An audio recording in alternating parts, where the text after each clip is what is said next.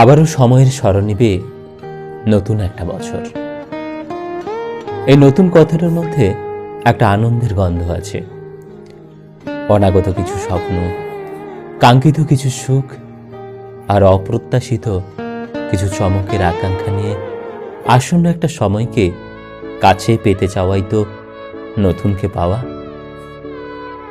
কি জানি কেন নতুন শব্দটার মধ্যে আশঙ্কা থেকে বেশি হয়তো আশা লুকিয়ে থাকে, আর সেজন্যই নতুন আমাদের টানে সামনের দিকে।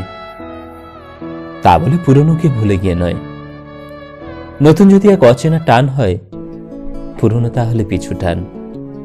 ফেলে আসা দিনলিপির পাতা জুড়ে সেই পিছু টানের গল্প, কত সুখ, আনন্দ আর হাসির শব্দ মিশে আছে সেই পাতায় পাতায়।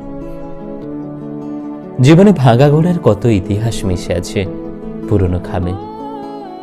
সেসব কিছু কি ভুলে যাওয়া যায়? না, হারায় না কিচ্ছু। নতুনের সাথে থেকে যায় পুরনো হাসি, আনন্দ, সুখ, এমনকি বুকের এক কোণে লুকিয়ে রাখা চিনচিনে ব্যথাটাও। নতুন বছর আসে, বয়স বাড়ে, সামনে চলার টান বাড়ে, পিছু টান আরও বাড়ে। নতুন বছর এভাবেই আসুক, সময়ের বই চলা স্রোতে সকলের জীবন ভাসুক, জীবন হাসুক।